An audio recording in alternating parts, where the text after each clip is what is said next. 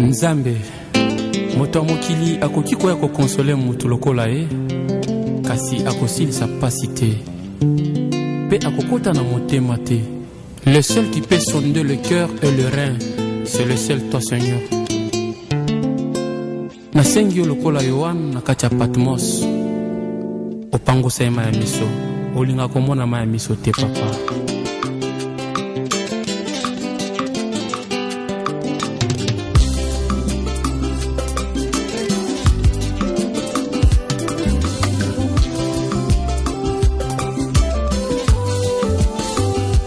Lelo Nzambe akonfirme nga, apekisi nga nalelaka alobi nanga maya miso, eza nango signe de faiblesse liboso ya bankuna na yo kolelaka na yo te. Lelo Nzambe akonfirme nga, apekisi nga nalelaka alobi nanga maya miso, eza nango signe de faiblesse liboso ya bakuna na yo kolela lisusu te, kosenkiete te, kozala pe na lamentation te.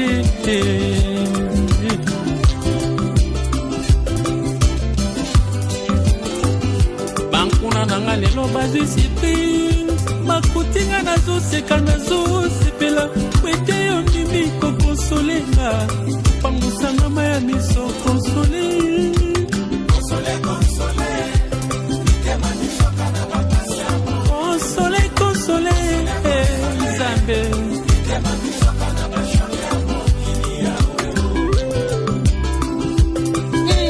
Yesu moninga malamu, soki okonsole te papa, nani mosusu akoki kokonsole ngai? Alleluya.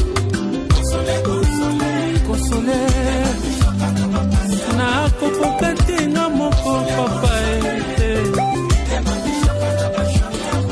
lokola mwasi ya nainga akufelaka mwana akutana na yo, okosola bomoi na ye papa, olakisa bolingo na yo kaka mpona bampasi ya mokili, nakoma kobosana mpona kobondela pasi na minyoko na bomoi nanga, esala badefile kasi Nzambe yosunga okosolanga ye. Mobali atikanga na bana akenda na kati ya prison, yo konsolanga nakufela bana papa akufa na bapoison na badeception ya mokili Nzambe.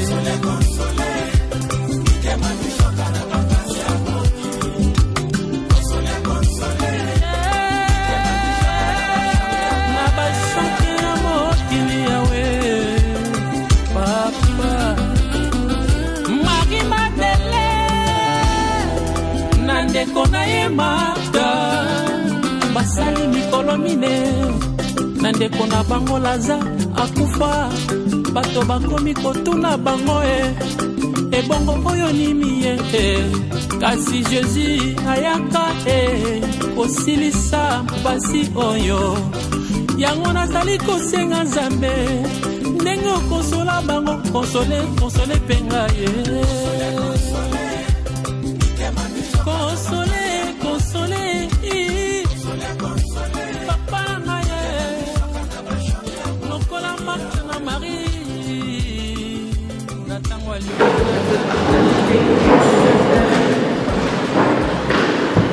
Mon père a été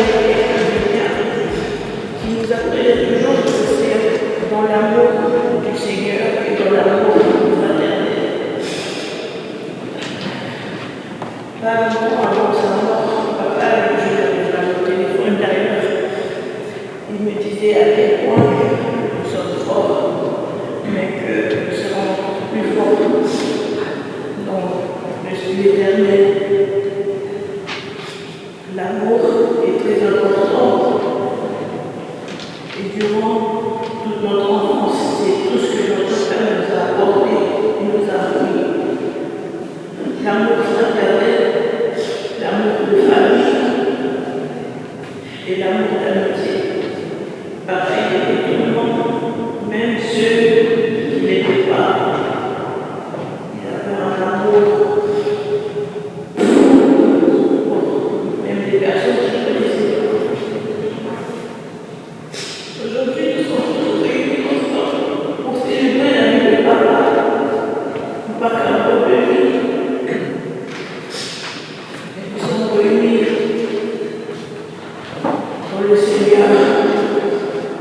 Aujourd'hui, tout ce que papa est à laisser, c'est son amour et sa passion de musique.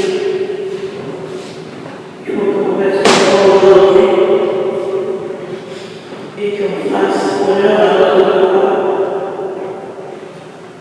en nous aimant tous, toutes et tous, et rester en famille, rester fort. Même si ça sonne pas facile, même si c'est difficile pour l'instant, mais ça va passer. Donc, nous gardons la foi dans le Seigneur Jésus-Christ.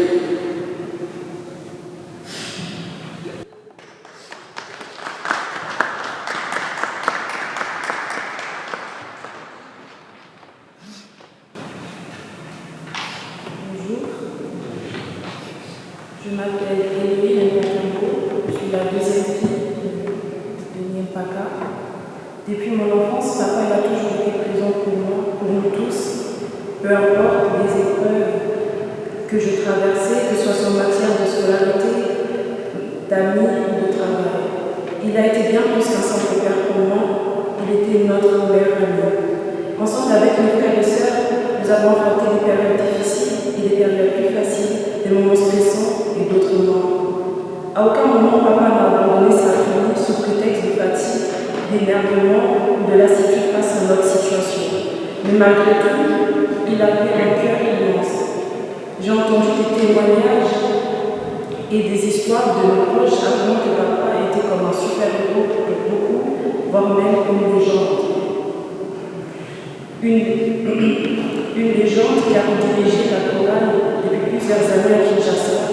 Papa propageait l'évangile un peu à travers le monde, passant par le Congo, l'Allemagne, la France. Et grâce à la chorale qui s'appelle Elikia, la chorale de l'Esprit. En m'adressant à papa, toi qui m'as monté le moral quand j'échouais, qui me faisais rire quand j'étais triste, grâce à tes blagues et qui me donnait la force quand j'étais faible. Nos discussions à la cuisine me manqueront car tu as toujours été un grand soutien dans tous mes projets et tous mes choix. Papa, je voudrais te dire merci pour tout, pour l'amour et l'affection que tu nous donnais, pour ta présence. Papa, je t'aime. Tu es le meilleur papa que j'aurais pu avoir et je te remercie infiniment de m'avoir donné un père aussi fort et courageux.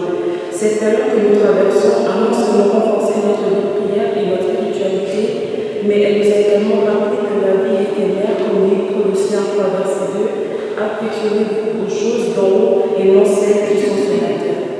Merci beaucoup, papa.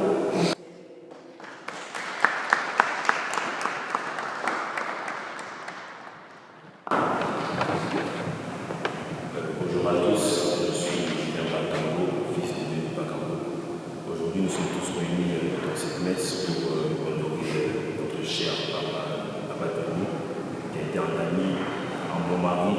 Et aujourd'hui, quand nous sommes réunis dans cette messe, c'est pour l'honorer et honorer notre Seigneur qui est toujours là pour nous et qui a toujours été là pour nous aussi. Donc, ce que je voulais dire de papa, c'est que c'était un très bon papa. Il a toujours été là pour nous tous. Certes, aujourd'hui, nous sommes dans un jour qui n'est pas facile pour chacun de nous tous, mais nous sommes réunis au nom du Seigneur pour l'honorer, pour lui dire merci pour tout ce qu'il a fait pour nous. Il a été un bon papa, comme je l'ai dit. Aujourd'hui, si papa est parti, c'est parce que le Seigneur il a fait sa volonté. Remercions le Seigneur et soyons forts et courageux, car le Seigneur il est toujours là avec nous. J'aimerais remercier papa pour tout ce qu'il a fait pour moi, parce que aujourd'hui, son papa, je n'allais pas être un effort comme je le suis maintenant. Papa, il a toujours été là pour moi dans toutes circonstances. Il m'a toujours aidé, il m'a toujours guidé. Et j'aimerais te dire merci, papa. Aujourd'hui, si tu es parti dans un bon endroit, je sais que le Seigneur, il est avec toi, il sera toujours là avec toi pour l'éternité. C'est pas facile, mais soyons juste forts et continuons à persévérer dans la foi. Ces choses-là doivent arriver, ces choses-là arrivent dans la vie. Donc, voilà. Je remercie papa aussi. Lokis était courageux, un homme fort, intelligent, tout petit. Rassembleur, c'est lui qui rassemblait au quartier tous les copains. Il était apprécié aussi. Et aujourd'hui, il nous le prouve, puisqu'il y a des gens qui viennent de... Nous, on vient de Lyon, les autres ils viennent de Londres, Bruxelles, Allemagne. Tu as réussi à réunir toutes les personnes qui sont chères à ton cœur, Lokis. Au Congo, il faisait déjà partie d'un groupe de chorale. C'est là où il avait rencontré sa femme Bibi. Arrivé en Allemagne encore, tellement qu'il a la foi en Dieu toujours, il était aussi dirigeant d'une autre chorale. Pour venir ici, on m'a dit aussi, ici, je n'habite pas ici à Paris, il faisait encore partie avec sa femme aussi, d'une autre chorale. Il a fait une formation professionnelle, il a fait électricité, bâtiment, toujours en étant chrétien, il louait l'Éternel. Pour enfin terminer sa carrière comme chauffeur poids lourd, pour ne citer que ça. Pour toi, fabuleux homme à la fois de Dieu et populaire, c'est tous les registres qu'il a presque tout touché, Lokis.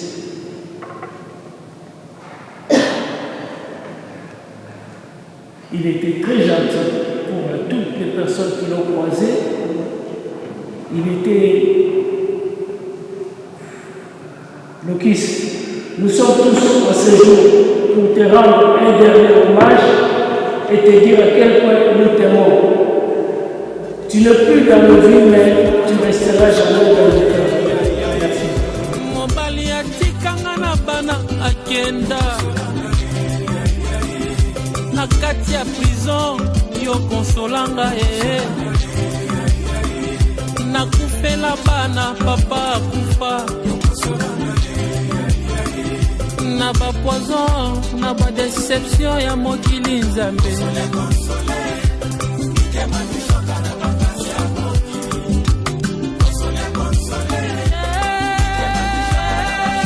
na ba chanke ya mokili yawe papa mari madele na ndeko na ye mata basali mikolo mine na ndeko na bango laza akufa bato bakomi kotuna bango ebongo oyo nimi ye kasi Jésus ayaka kosilisa basi oyo yango nazali kosenga nzambe ndenge okonsola bango konsole penga ye konsole papa na ye lokola Marthe na Marie na tango aliwa ya Lazaro lelo yo nandimi oyo balobaka moto azali kaka moto nzambe azali se nzambe moto oyo nabyangaki l'habitante de mon cœur mwasi oyo nakabelaki esika na motema na ngai akosaki ngai ete ke nakokonsoli motema na yo na mikolo mike ya pamba ya wana akei ye azokisi motema na ngai engai na mikosaki nzoka consolateur ya solo ezali se yo Yesu yaka okonsole mokolonga nazwaki matanga batebele bayaki na matanga bamosusu bapesinga mbongo kasi esilisi pasi na ngai te kasi le vrai consolateur seyo Yesu na ngai okotanga motema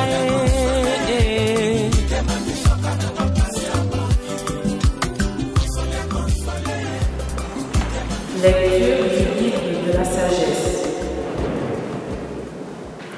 Dieu a créé l'homme pour une existence impérissable.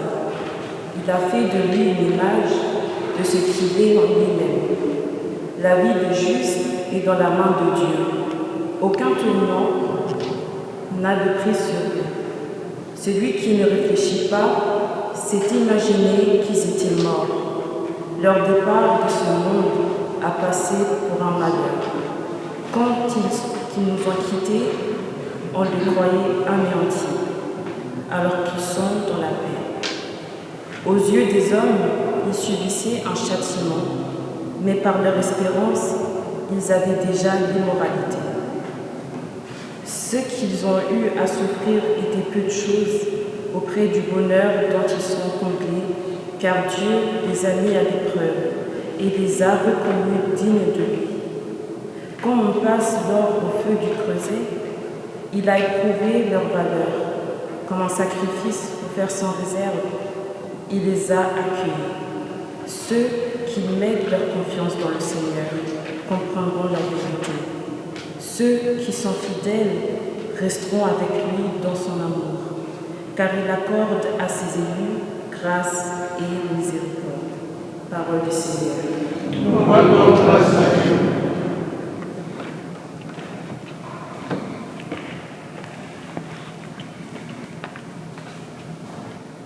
Je cherche le Seigneur, il me répond, de toutes mes frayeurs, il me délivre. Qui regarde la nuit, ne s'indiquera sans ombre ni trouble au visage.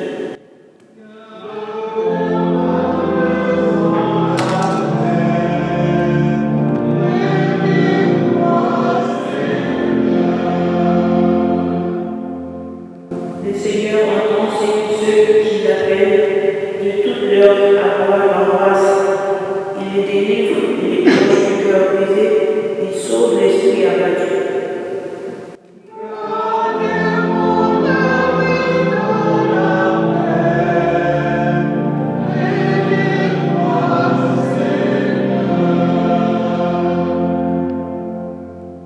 Malheur pour le juste, mais le Seigneur chaque fois le délivre.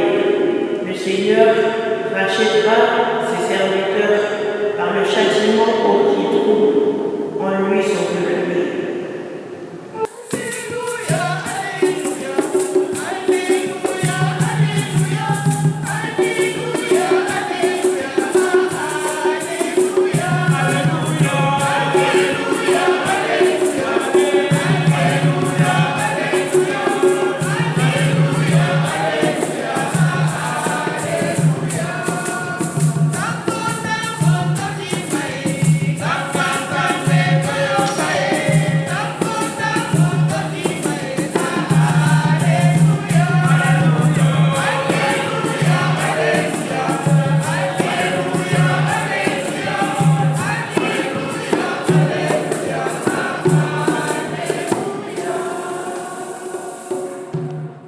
Jésus avait été mis en croix.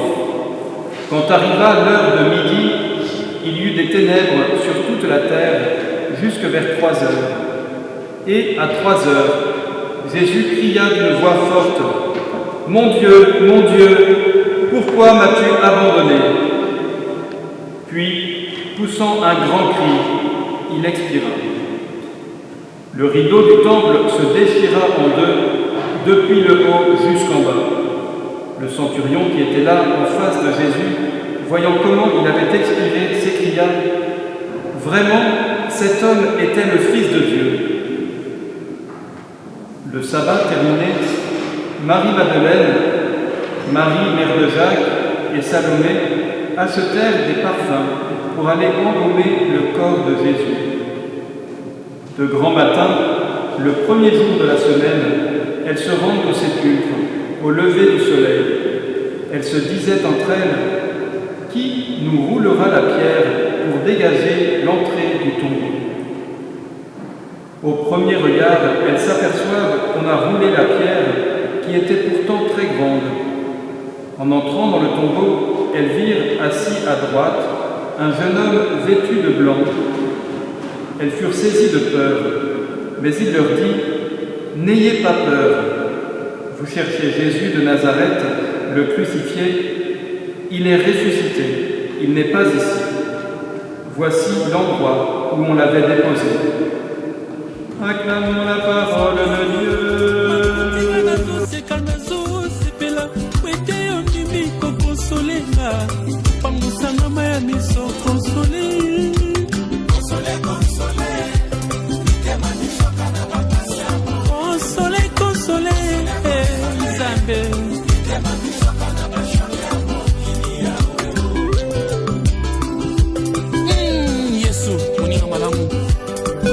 Consoler tes papas, nani mosusu akoki consoler ngai.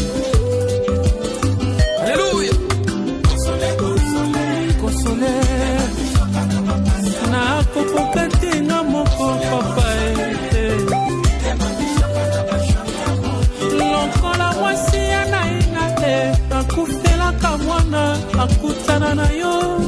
Okosola bomoi na ye papa olakisa bolingo na yo. Kaka pona bampasi ya mokili nakoma kobosana pona kobondela kasi na minyoko na bomoi nanga esala badefile kasi nzambe yosunga okosolanga ye mobali atikanga na bana akenda na kati ya prison yokonsolanga ye nakufela bana papa akufa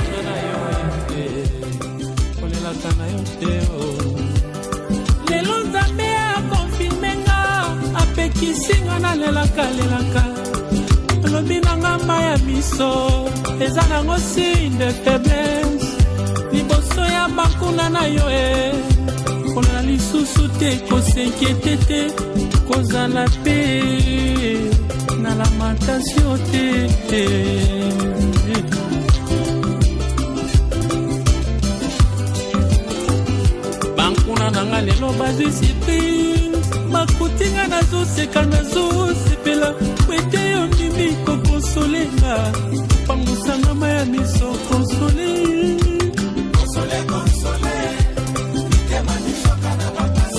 konsole konsole nzambe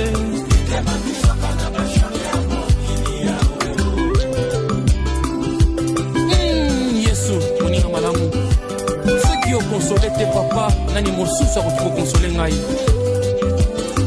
Alléluia. Console na kopoka te nga moko papa lokola mwasi ya nainga te akufelaka mwana akutana na yo okosola bomoi na ye papa olakisa bolingo na yo kaka mpona bampasi ya mokili nakoma kobosana mpona kobondela kasi na minyoko na bomoi na nga esala badefile kasi nzambe yosunga okosolanga ye mobali atikanga na bana akenda na kati ya prison yokonsolanga ye nakufela bana papa akufa na bapoison na badeception ya mokili nzambe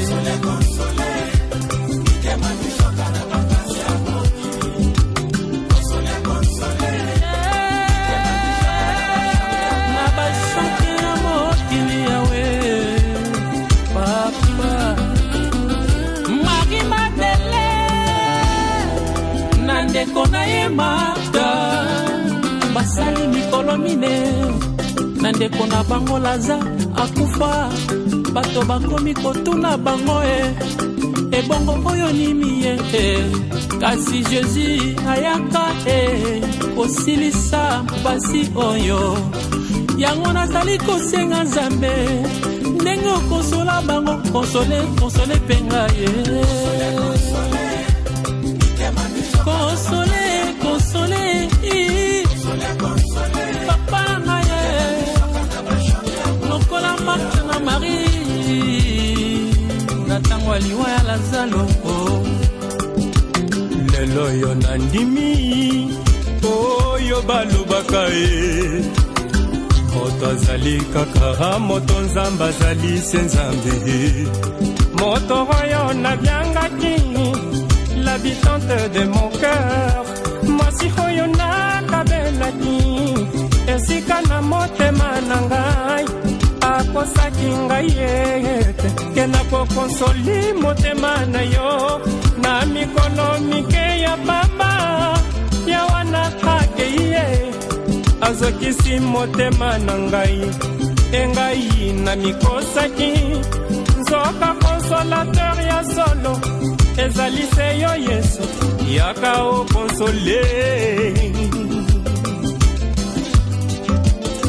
mokolonga nazwaki matanga batsebele bayaki na matanga bamosusu bapesinga mbongo kasi esilisi pasi na ngai te kasi le vrai consolateur se yo Yesu na ngai okotanga motema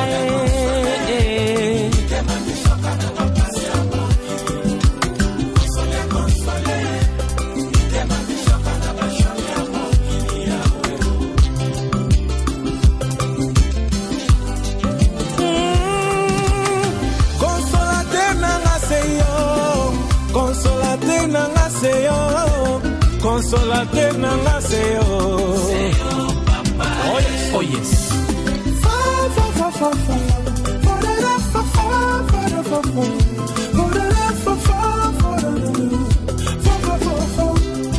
Alléluia. Ngai na maladi ambasu na makolo yawe ozalaki consolateur na ngai na mbeta lopitalo yawe ozalaki ntango nyonso na nga mosala ekufaki ngai yo nde ozalaki consolateur na ngai bakanisaki na kokufa bakanisaki na kosila c'est vrai bakanisaki na kosambwa yesoyo vraiment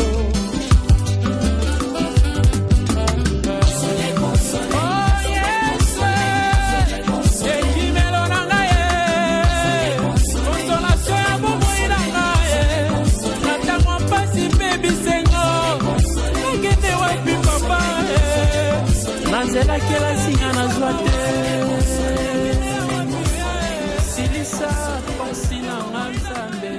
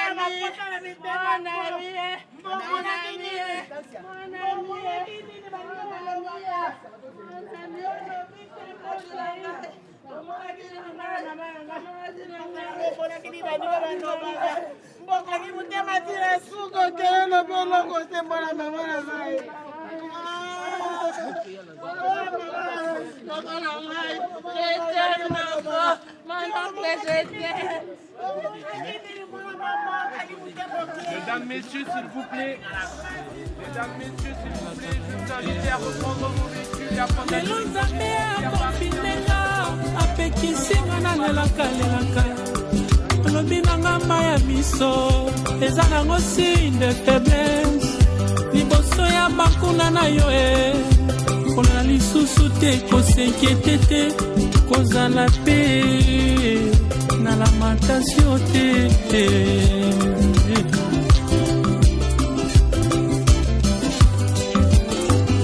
bankuna nanga lelo bazwi surprise bakutinga nazoseka nazosepela kwete yo mimi kokonsolenga pangusanga maya miso konsole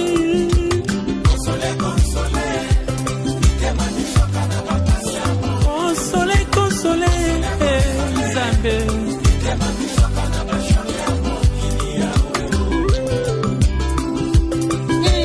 Yesu moninga malamu soki okonsole te papa nani mosusu akoki kokonsole ngai alleluya konsole nakopoka te nga moko papa lokola mwasi ya nainga te akufelaka mwana akutana na yo okosola bomoi na ye papa olakisa bolingo na yo kaka mpona bampasi ya mokili nakoma kobosana mpona kobondela kasi na minyoko na bomoi nanga esala badefile kasi Nzambe yosunga okosolanga ye mobali atikanga na bana akenda na kati ya prison yo konsolanga nakufela bana papa akufa na bapoison na badeception ya mokili Nzambe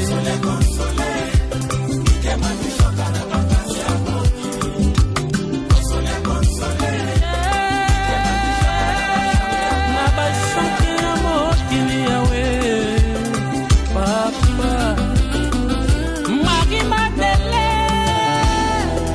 na ndeko na ye Martha basali mikolo mine na ndeko na bango Laza akufa bato bakomi kotuna bango ebongo oyo nimi ye kasi Jésus ayaka kosilisa mpasi oyo yango nazali kosenga Nzambe ndenge okonsola bango konsole mpe ngai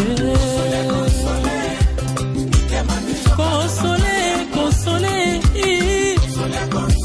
papa na ye lokola Marthe na Marie na ntango aliwa ya Lazaro lelo oyo nandimi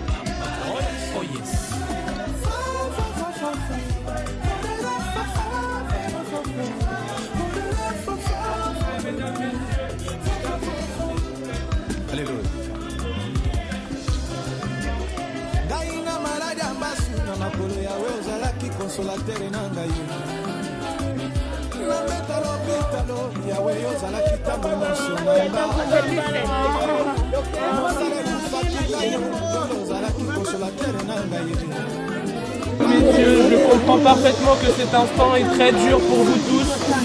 Néanmoins, en hommage à Denis, je vous propose de respecter quelques instants de silence. Profitez de cet instant de silence justement, soit pour faire une prière pour lui, soit pour avoir une pensée d'un ou plusieurs bons moments passés avec lui, ou bien tout simplement lui transmettre quelque chose que vous auriez aimé lui dire avant qu'il ne vous quitte.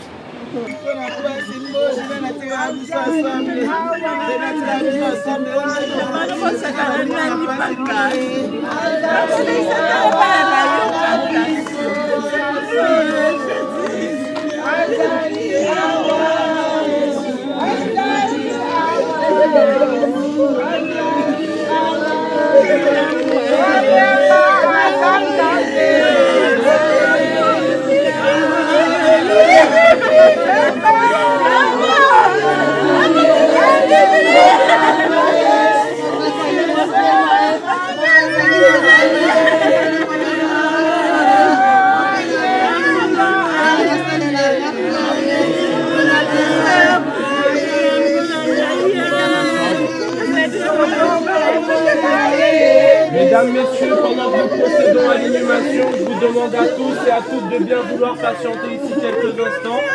Une fois l'inhumation faite, chacun d'entre vous pourra passer devant sa sépulture afin d'y faire tout geste qui vous viendra à cœur.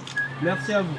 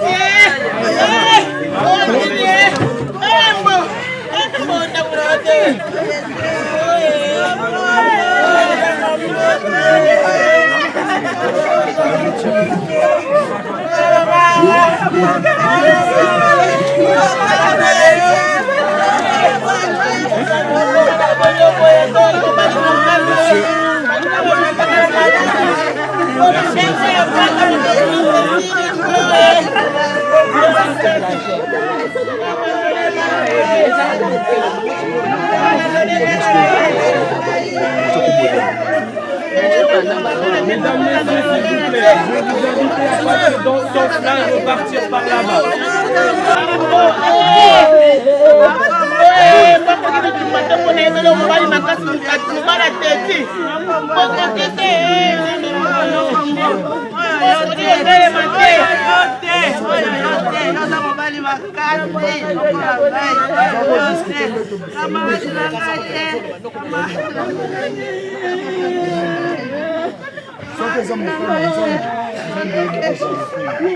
soki eza mokano nzambe te ezala sengana te eloko na mpe ezaka ende malamu pesa bao nyonso bakendai liboso pesa bango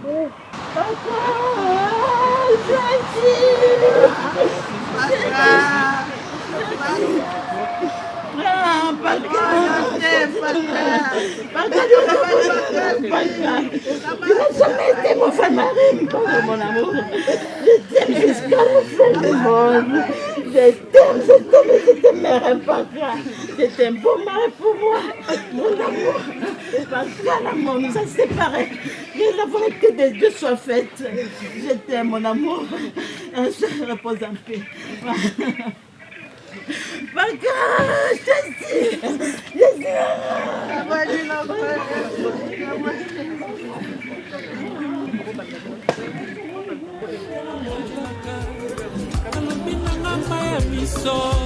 eza nango signe de faiblesse liboso ya bankuna na yo kolelaka na yo te lelo nzambe akonfirme nga apekisi nga nalelaka alobi nanga mai ya miso eza nango signe de faiblesse liboso ya bankuna na yo kolela lisusu te kosenkiete te kozala pe na lamentation te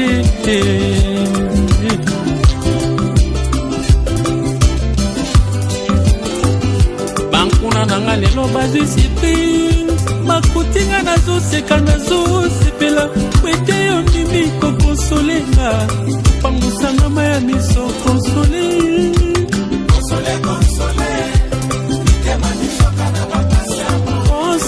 konsole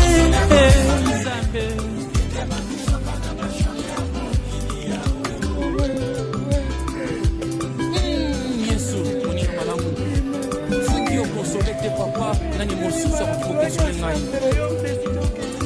Alléluia.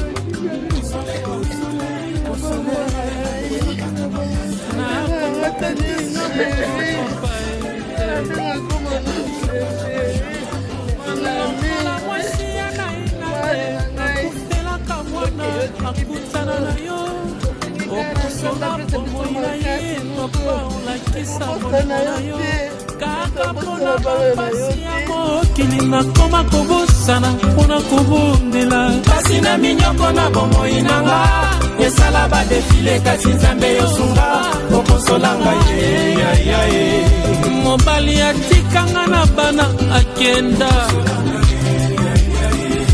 na kati ya prison yo konsolanga nakufela bana papa akufa na bapoison na badeception ya mokili nzambe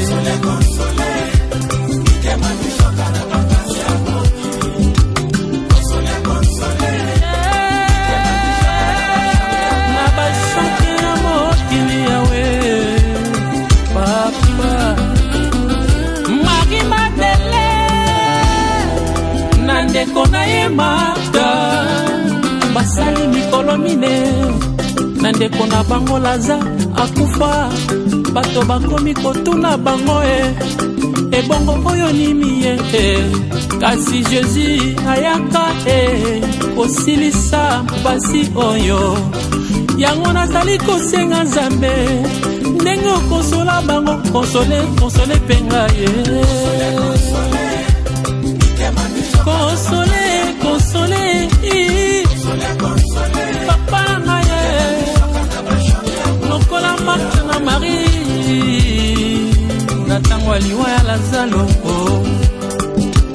lelo yo nandimi oyo balobaka moto azali kaka moto nzambe azali se nzambe moto oyo nabyangaki l'habitante de mon cœur mwasi oyo nakabelaki esika na motema na ngai akosaki ngai ete ke nakokonsoli motema na yo na mikolo mike ya pamba ya wana akei ye azokisi motema na ngai engai na mikosaki nzoka consolateur ya solo ezali se yo Yesu yaka okonsole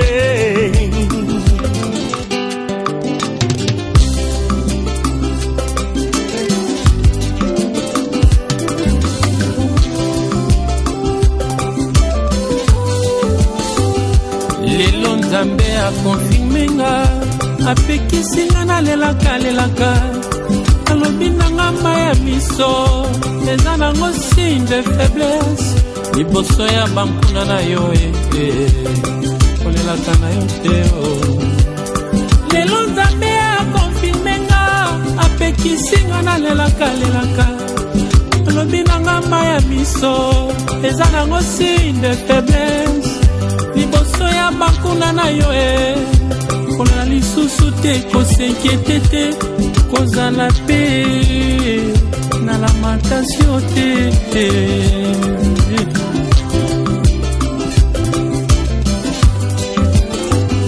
bankuna nanga lelo bazwi surprise bakutinga nazoseka nazosepela kwete yo mimi kokonsolenga pangusanga maya miso konsole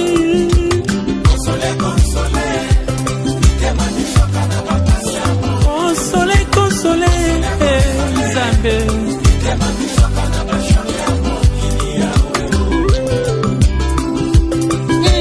Yesu moninga malamu soki okonsole te papa nani mosusu akoki kokonsole ngai. Alléluia. Konsole na kopoka te nga moko papa